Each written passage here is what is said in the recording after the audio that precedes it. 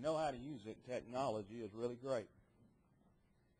I had a lesson prepared tonight to use with PowerPoint as we continue our study of eldership. Everyone, I'm sure, knows what a flash drive is, and it was there this morning because I went through it on my flash drive. And I pulled it up tonight, and the only file I've got with that name was dated February the 16th or 18th when I started this lesson.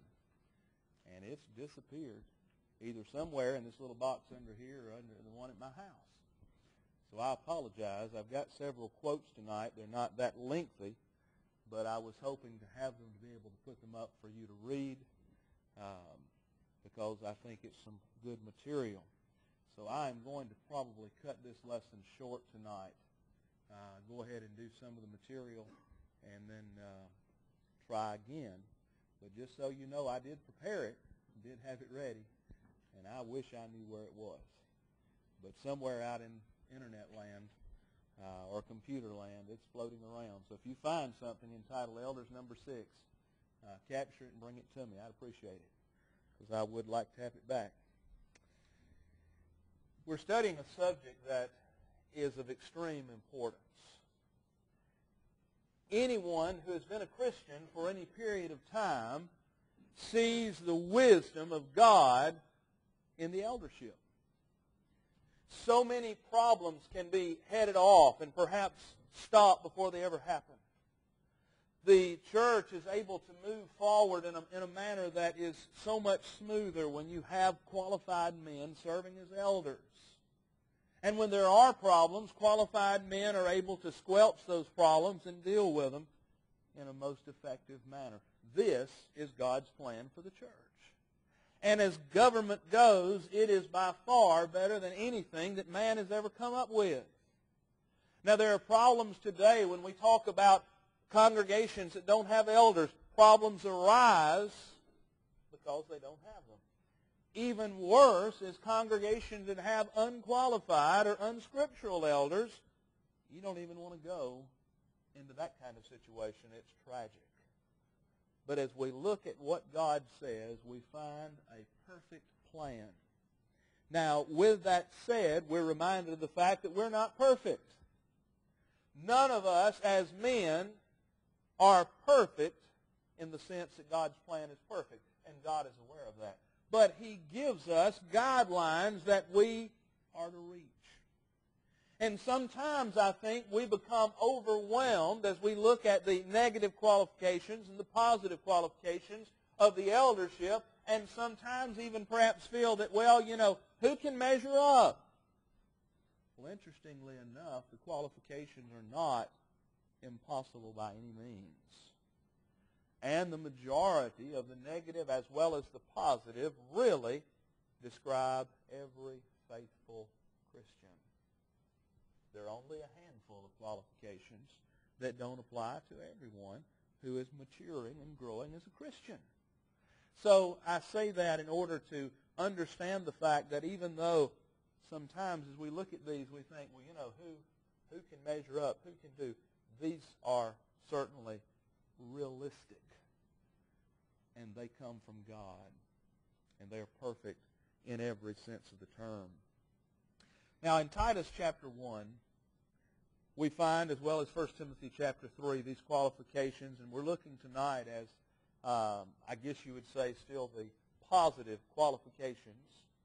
But I want to continue tonight where we left off a couple of weeks ago, and that is an elder is to have faithful children who are not accused of riot or unruly. Now, actually, Paul says this in Titus chapter 1 and verse 6. If any man is blameless, the husband of one wife, and here's our qualification, having children that believe who are not accused of riot or unruly. Now, the word that is translated faithful is the same word that we find in Revelation chapter 2 and verse 10, where Jesus says, be thou faithful unto death, and I will give thee the crown of life. This is taken to mean that those children in a prospective elder's family who are old enough to obey the gospel have done just that. Certainly little children would not be included here, And immediately we see, as we look at this, they're ruled out by the two terms, riot and unruly. An adolescent, even a preteen, in most situations is not going to understand nor be capable of that kind of behavior. Now, the prospective elder's children must not be accused of riot. This comes from a word in the Greek language, and let me state at the beginning, I'm not going to try and impress you with Greek words that I certainly cannot pronounce correctly. So when I tell you it's from a Greek word, if you would like further study, if you would like to see this or look further, I'll be glad to show you. If you have eSword, you have access to Vine's Expository Dictionary of New Testament Words, and many of the meanings come that I'll use tonight from that source. So if you're interested in word studies, that's a good place to go. But with that said, this word riot comes from a word in the Greek that means an abandoned, dissolute life. Profligancy. A wastefulness. And there are several other things, but that's sufficient. These definitions, the idea, the thought here with riot, is translated in another passage with the word excess. And this is found in Ephesians chapter 5 and verse 18. Vine also says, and this I thought was most interesting, and I had not come across this until this study, the word that is translated lasciviousness is synonymous with this word that is translated riot. So there's something interesting that you might want to look into just a little bit. It is synonymous with the same Greek word. Now I'm talking about lasciviousness in the Greek and the word riot in the Greek. They're synonymous.